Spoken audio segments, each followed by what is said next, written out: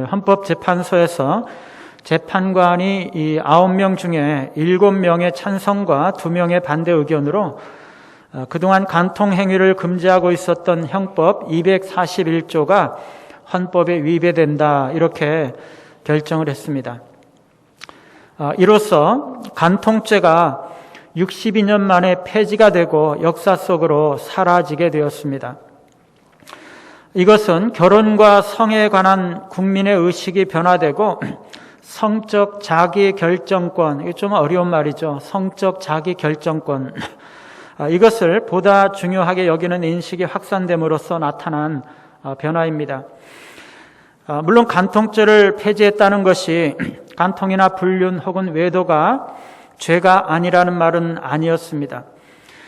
그것들이 여전히 비도덕적이고 죄임에도 불구하고 본질적으로 그것은 개인 사생활에 속한 문제이고, 따라서 간통은 국가가 법적으로 처벌할 문제가 아니라 개인과 가정이 자율적으로 해결해야 할 문제라고 그 재판관들이 본 것입니다. 그러나 이로써 혼인관계에서 오는 책임과 가정의 소중함을 무시하고 오직 자신의 자기 성적 자기 결정권과 사생활의 자유가 지나치게 강조되는 그 시대적인 풍조가 승리를 거두는 결과가 되었던 것입니다. 배우자가 어떻게 되든지, 자녀들이 어떤 상처와 고통을 받든지 그냥 내가 원하기만 하면 배우자 이외의 이성과 성관계를 맺을 수도 있고 사랑을 할 수도 있다는 거죠. 그러나 배우자의 혼의 성관계가 지속된다면 그것은 부부와 가족을 보살피는 측면을 총체적으로 위협하는 극심한 해악임에 틀림이 없습니다. 뿐만 아니라 성적 자기 결정권 때문에 아무런 제약 없이 한 배우자가 성적 대상을 자기 마음대로 선택할 수 있고, 그래서 타방 배우자는 그저 선택할 수 있는 한 명의 타인에 불과한지에 관해서는 우리가 결코 동의할 수가 없는 거죠. 오늘 성경은 간음하지 말라라고 말씀하고 있습니다. 최근에 여러 나라들에서 성적 자기 결정권이 지나치게 중시되고 간통죄가 폐지되는 것이 시대적인 추세임에도 불구하고 성경은 변함없이, 그리고 그리스도가 오실 때까지 간음은 죄라고 끊임없이 선포할 것입니다. 하나님께서는 왜 간음을 행하지 말라고 하셨나? 이 7번째 계명을 두신 목적이 무엇인가? 오늘 우리는 이것을 3가지로 살펴보도록 하겠습니다. 첫 번째, 결혼을 보호하고 결혼에 주어진 기쁨과 축복을 누리게 하기 위한 것입니다. 이 성적인 관계는요, 하나님께서 결혼 관계만을 위해서 예비하신 것입니다. 과거에는요, 교회 안에서도 이 성이라는 것을 필요악으로 보았던 적이 있었습니다. 그러나 성은 하나님이 창조하신 것입니다. 거룩하신 하나님이 만드신 이 보시기에 좋은 세상 가운데 있었던 그 좋은 사랑스럽고 선한 것이었습니다. 제가 신학교에서 강의하면서 강의 시간에 학생들에게 한번 물어봤어요. 여러분, 하나님께서 왜 성을 주셨을까요? 성이란 것의 그 근본적인 목적이 무엇일까요? 그렇게 물었더니 한 학생이 자손 번식이요, 그렇게 대답했습니다. 이거는요, 전통적이고 캐톨릭적인 이해입니다. 캐톨릭의 전통은요, 성을 출산, 즉 인류의 번식을 위해서 필요한 것이라고만 보았어요. 생육하고 번성하라라는 그런 명령을 수행하기 위한 것으로만 이 성을 보았기 때문에 성은 허락된 것이지만 성적 욕망은 죄악된 것이다, 이렇게 생각하는 경향이 강했어요. 그래서 많은 사제들이 결혼하지 않은 채 성직에만 헌신했고, 성도 부부들에게는 전적으로 성생활을 삼가라, 이렇게 가르쳤던 거죠. 그래서 특정 성일이 되면은요, 이 캐톨릭에는 성일이라는 것이 있잖아요. 특정 성일이 되면 성관계를 금지했고, 그래서 이 종교개혁 시기까지 이르러서는 그 날이, 성관계를 금지한 날이 연 183일이나 되었어요. 그런데 종교개혁 시대에 와서 이 성의 건전성이 회복이 되고 성경적인 참된 의미가 발견이 되었던 것입니다. 여러분, 성은요, 결혼을 위해서 주신 하나님의 축복입니다. 그것은 인격적인 영적인 연합을 이룬 부부 사이에 사랑과 기쁨과 즐거움을 확인하기 위해서 하나님이 주신 것이에요. 하나님께서 간음하지 말라 이렇게 말씀을 하시는 것은 결혼 안에서 하나님께서 주신 그 기쁨과 즐거움들을 보호하기 위한 것입니다. 그래서 저는 그때 학생들에게요, 성의 가장 중요하고 근본적인 목적은 자손 번식이 아니라 부부간의 친밀감과 사랑입니다. 그렇게 이야기해 주었습니다. 여러분, 성은요, 출산이 가장 근본적인 목적이 아니라 그것이 굉장히 중요한 목적이긴 하지만 부부간의 사랑의 표현이며 친밀감의 확인이 가장 근본적인 목적이라는 것이에요. 부부간의 친밀감을 누리는 가장 중요하고 결정적인 방법이 성적인 연합 행위를 통해서라는 것입니다. 그러면 간음이라는 것이 무엇입니까? 한마디로 하면 간음은 부부간의 배신 행위죠. 부부는요, 성적으로 뿐만 아니라 모든 면에서 서로에게 충실하기로 언약을 맺는 거죠. 이게 결혼 서약이죠. 간음은 이러한 결혼 언약을 깨는 배신 행위입니다. 그것은 남편과 아내 사이에 가장 깊은 신뢰를 깨뜨리는 거죠. 그것은요, 하나님 앞에서 행한 언약인 결혼 서약을 깨뜨리는 것이기 때문에 하나님께 범죄하는 것이에요. 말라기 2장 14절에 보면은요, 이는 너와 내가 어려서 맞이한 아내 사이에 여호와께서 증인이 되시기 때문이라. 그는 내 짝이요 너와 서약한 아내로되, 이렇게 말씀하고 있어요. 부부 사이는 서로 언약한 관계인데 하나님 여호와께서 그 언약의 증인이 되신다라는 것입니다. 이 결혼 언약은요, 두 가지의 필수적인 요소를 포함하는데 충실성의 언약과 평생 헌신의 언약입니다. 이 두 사람은 앞으로 성적인 충실성을 포함할 뿐만 아니라 모든 면에 있어서 나는 당신을 사랑하고 당신을 섬기고 평생 당신과 함께 하겠습니다. 이런 충실성 뿐만 아니라 평생의 헌신, 나는 평생토록 당신에게 그렇게 충실하겠습니다. 이렇게 충실성과 평생 헌신의 언약을 이 결혼 서약 안에 포함을 하는 것입니다. 간음을 통해서 성적인 충실성을 파괴하거나 이혼을 통해서 평생 헌신의 언약을 파괴하면 안 된다는 거죠. 마태복음 19장에서 예수님은요, 하나님께서 사람을 남자와 여자로 지으시고 사람이 그 부모를 떠나서 한 몸이 될지니라 말씀하셨으니 그런즉 이제 둘이 아니요 한 몸이니 그러므로 하나님이 짝지어 주신 것을 사람이 나누지 못할지니라, 그렇게 말씀하셨어요. 그런데 잠언 2장 17절에 보면은요, 간음을 행하는 자는 어린 시절에, 젊은 시절에 짝을 버리며 그의 하나님의 언약을 잊어버린 자다, 이렇게 말씀하고 있습니다. 간음은요, 배우자 간에 언약을 깨뜨림으로 서로 깊은 신뢰를 저버리고 언약 관계를 파괴하는 것이에요. 간음은 배우자 간의 상호 충실의 결혼 언약을 배신함으로써 배우자와 가족들에게 죄를 지을 뿐만 아니라 언약 관계를 파괴하고 가정을 파괴하는 것이에요. 여러분, 제가요, 이 관리 장로님에게 제가 이 목양실에 이렇게 연구하는데 의자에 앉았을 때 의자에 이제 깔고 앉을 수 있도록 장의자 그 두 개 판자를 두 개 겹쳐서 이렇게 두 배 정도의 두께가 되는 널판을 하나 만들어 달라 이렇게 부탁을 드렸더니 장로님이 장의자 그 널판지를 잘라서 두 개를 붙여서 이렇게 만들어 주셨어요. 아주 잘 만들어 주셨어요. 그래서 이 양쪽에 이 스크류 드라이버 두 개를 이렇게 박아 놓으셨더라고요.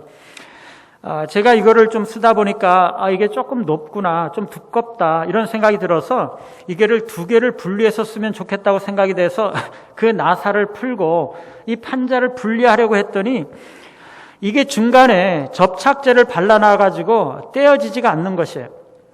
그래서 드라이버로 그 중간에 집어넣어가지고 아무리 그 떼내려고 힘을 쓰고 이렇게 막 해도 이거 절대 떼어지지가 않는 것이에요. 할 수 없이 그냥 쓰고 있죠, 뭐. 여러분, 성은요, 강력한 순간 접착제와 같은 것이에요. 이것은요, 적절하게 사용이 될 때 결혼 관계의 결속을 보증하는 것입니다. 그런데 남편과 아내는 한 몸이 되는 것이잖아요. 이게 육체적인 연합만을 의미하는 것이 아니잖아요. 영적인 연합, 정신적인 연합, 육체적인 연합, 경제적인 연합, 사회적인 연합, 모든 삶의 영역에서의 연합을 말하는 것입니다. 이 부부는요, 한 집에 살면서 이사할 때도 같이 이사하고, 애들 키울 때도 함께하고, 굳은 일, 좋은 일 함께하고, 기뻐할 때도 함께 기뻐하고, 슬퍼할 때도 함께 슬퍼하는 거죠.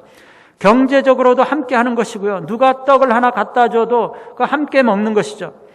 부부는 모든 면에서 함께하는 것입니다.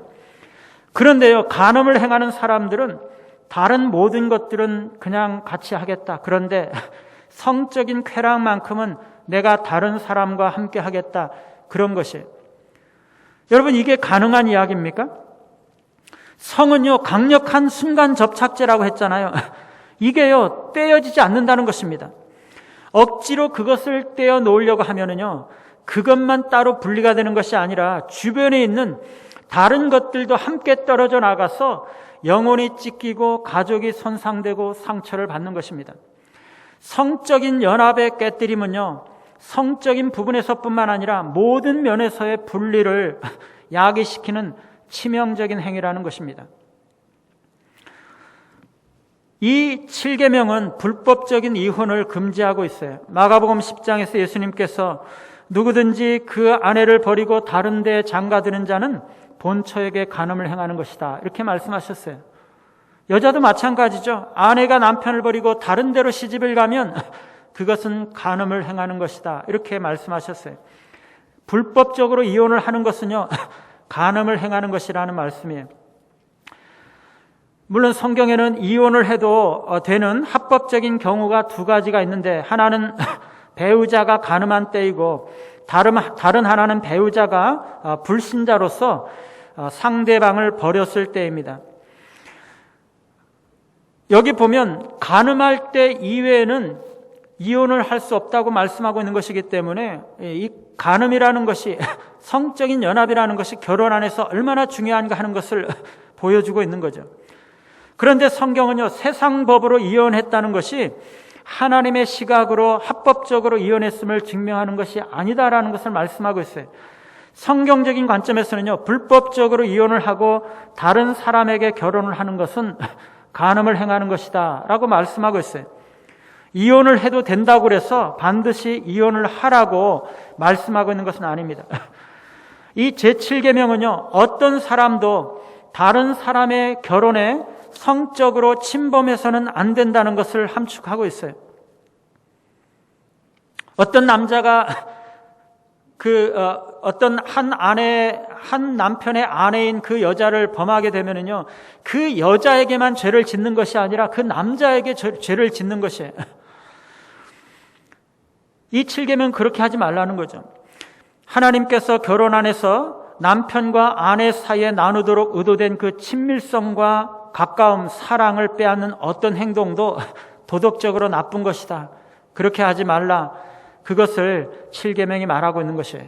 그래서 7계명은 결혼을 보호하는 것입니다. 그리고 그 안에서 하나님께서 허락하신 기쁨과 즐거움들을 누리게 하시기 위한 것입니다. 두 번째는요, 우리의 거룩함을 이루기 위해서 7계명이 주어졌다는 것이에요.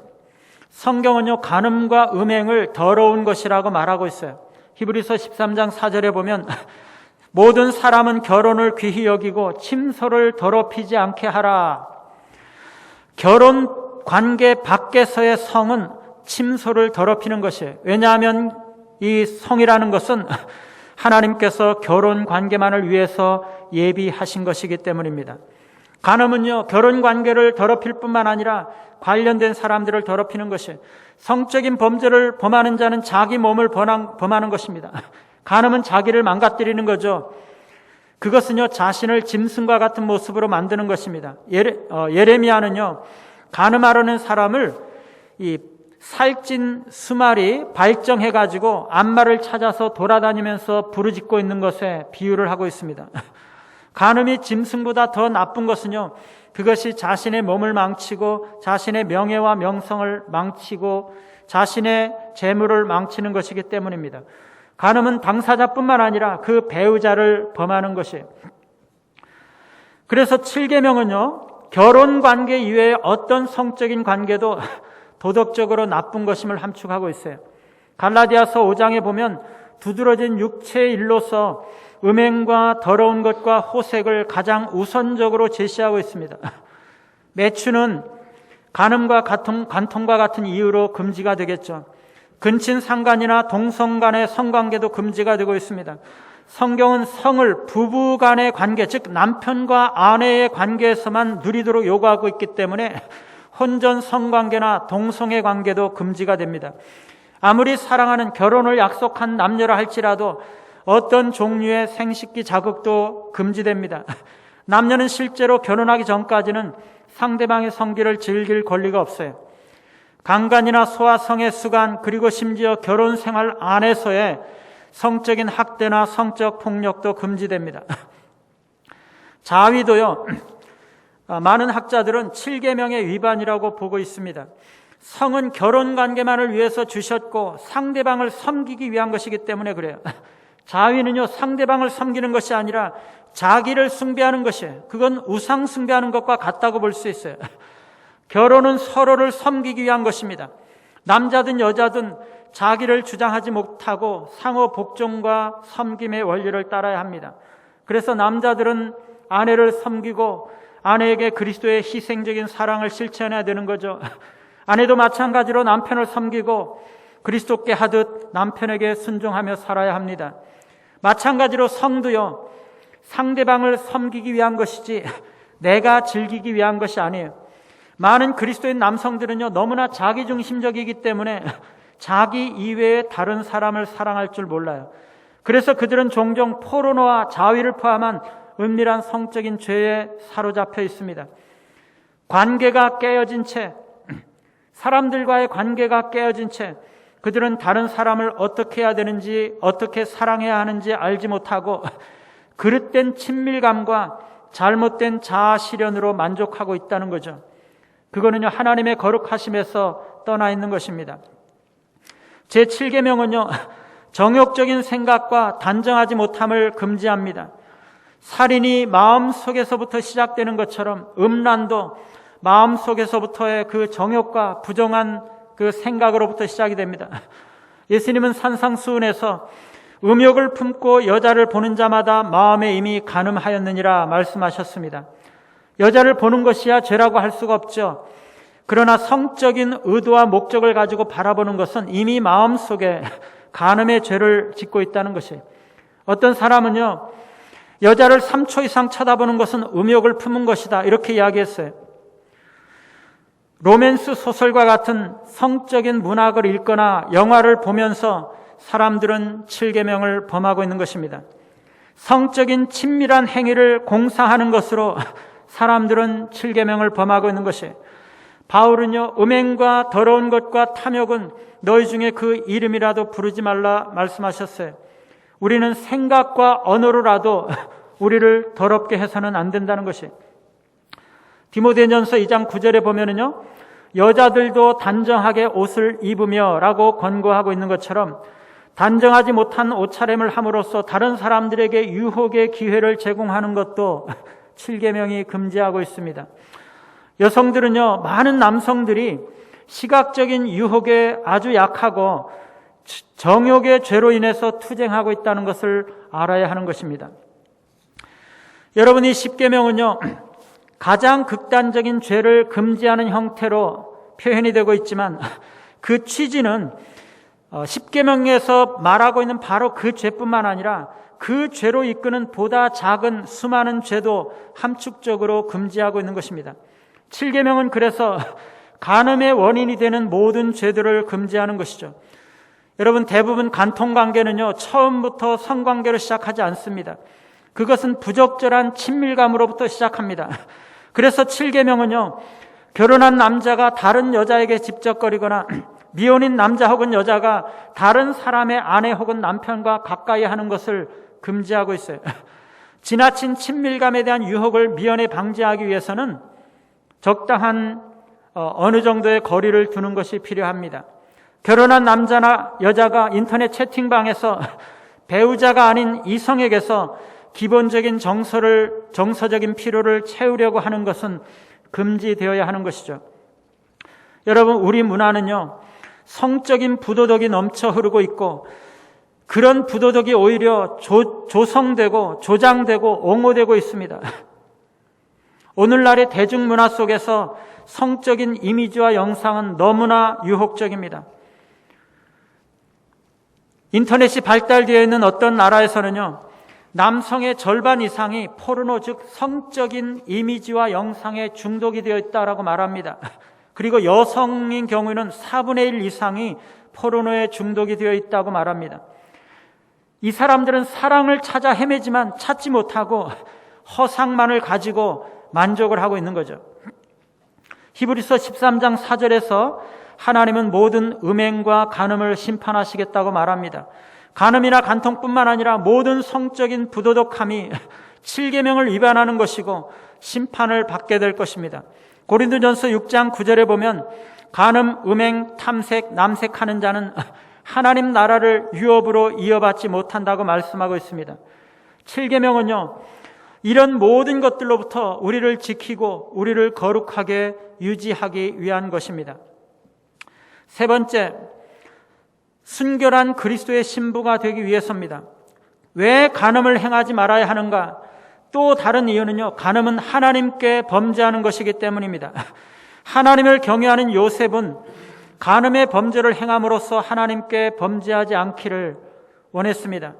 성경에 따르면 결혼 관계는 하나님과 그 백성들 사이의 언약 관계를 표현하는 것이에요. 그렇기 때문에 어떤 성적인 부도덕도, 특히 간음은요, 하나님과 그의 배우자인 우리 사이에, 그 둘 사이의 관계에 대한 이해를 왜곡시키는 것입니다. 이 간음은요, 삼위일체 하나님의 각 위를 침해하는 것입니다. 먼저 간음은 하나님 아버지를 범하는 것이에요. 제7계명은 하나님이 정하신 것이기 때문에 7계명을 위반하는 것은 하나님을 범하는 것이에요. 남편과 아내의 연합은 하나님과 백성들 사이의 배타적인 관계를 예시하기 위한 것이라고 말씀을 드렸죠. 그래서 남편과 아내는요, 서로에게 아무것도 숨기지 않고 서로에게 자신을 주는 것입니다. 하나님과 백성들 사이에도 서로 아무것도 숨기지 않고 서로에게 자신을 주는 것이에요. 하나님께서는 남편과 아내 사이에 있는 그 사랑을 통해서 그의 백성들을 향한 하나님의 사랑이 어떤지를 알기를 원하시는 것입니다. 우리를 향한 하나님의 사랑을 우리는 부부관계 안에서 실천하고 증명해 보이도록 요구하고 있는 것입니다. 하나님의 백성들이 하나님께 충실하지 못하는 것은 하나님께 영적인 간음죄를 짓는 것입니다. 성적으로 부도덕적인 행동은 일종의 신성모독입니다. 그것은 성부 하나님께 대한 범죄이기 때문입니다. 또한 간음은요, 그리스도를 범하는 것이에요. 신약에서도 그리스도는 교회의 신부라고 말씀합니다. 교회는 그리스도의 신부라고 말씀합니다. 남편과 아내 사이의 연합과 사랑의 관계는 그리스도와 교회 사이의 관계와 같은 것이에요. 그래서 부부 관계를 해치는 것은요, 그리스도와 교회의 관계를 해치는 것과 같은 것이에요. 고린도전서 6장 13절에 보면 몸은 음란을 위하여 있지 않고 오직 주를 위하여 있다라고 말씀합니다. 우리의 몸이 그리스도 안에 있고 그리스도를 위해 있다면 음란은 성자에 대한 범죄라는 것이죠. 음란을 행하는 사람들은요, 그리스도의 지체를 가지고 창녀의 지체를 만드는 것입니다. 그것은 그리스도의 몸을 더럽히는 것이고 그리스도의 연합의 거룩성을 더럽히는 것입니다. 우리는 배우자에 대한 정절을 지킴으로써 하나님께 우리의 언약적인 충실함을 보여드리는 것입니다. 간음은요, 또한 성령을 욕되게 하는 것이에요. 우리 몸은 성령의 전이죠. 그렇기 때문에 간음은 성전에 거하시는 성령을 범하는 것입니다. 간음은 그래서 성부와 성자와 성령을 범하는 것이에요. 성경에서 간음은요, 많은 경우에 영적 간음에 대한 상징으로 사용이 되었습니다. 우리는 하나님께 신실함으로써 순결한 신부가 되어야 합니다. 야고보서 4장에 보면은요, 간음한 여인들아, 세상과 벗된 것이 하나님과 원수됨을 알지 못하느냐? 그런즉 누구든지 세상과 벗이 되고자 하는 자는 스스로 하나님과 원수되는 것이니라. 너희는 하나님이 우리 속에 거하게 하신 성령이 시기하기까지 사모한다 하신 말씀을 헛된 줄로 생각하느냐라고 말씀하고 있습니다. 여러분, 지금 야고보는요, 영적 간음을 행하고 있는 하나님의 백성들에게 말씀하고 있는 것이, 하나님께서는 세상과 벗이 되고자 하나님과 원수가 되어 세상으로 달려가는 자들을 질투하신다는 것이, 하나님은 그들을 시기하기까지 사모하신다는 것이, 만일 그리스도 중 누가 세상의 즐거움에 취해 있다면 그는 본 남편을 버리고 간음하는 여인과 다를 바 없다는 것입니다. 하나님에게서 만족을 누리지 못하고 세상에서 만족과 행복을 찾으려 하는 사람은 영적인 간음자들이라는 것이, 성경 속에서 생수를 길어 마시지 못하고 광야 같은 세상 속에서 방황하며 기쁨을 얻어보려고 헤매는 자들은 영적인 간음자들이라는 것이, 하나님만 바라보지 아니하고 이 세상 사람들을 바라보고 있는 사람들, 그리고 하나님과의 관계가 소원해졌음에도 불구하고 냉랭하고 무감각한 자들은 영적인 간음자들이라는 것이, 그들이 바로 세상과 벗된 자들이라는 것입니다.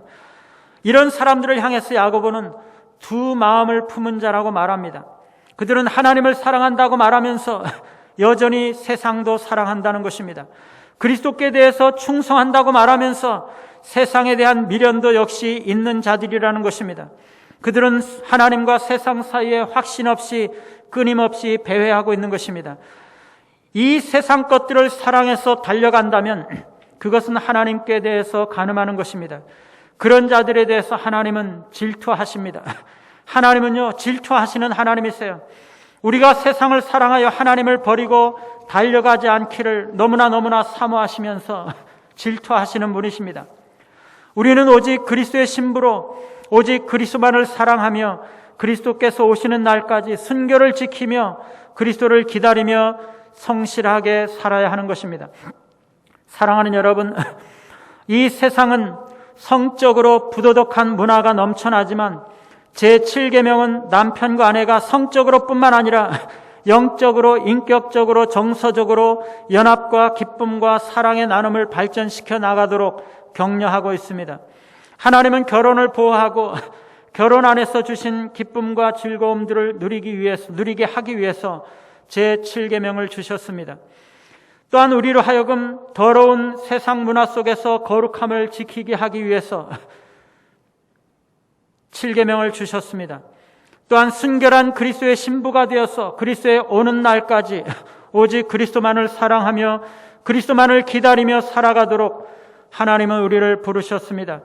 결혼 언약을 지키고 순결을 지킴으로 하나님께서 예비하신 은혜와 복을 충만하게 누리시는 우리 모두가 되시기를 간절히 바랍니다. 우리 같이 한번 찬양하시고 기도하는 시간 가지겠습니다. 내 마음에 주를 향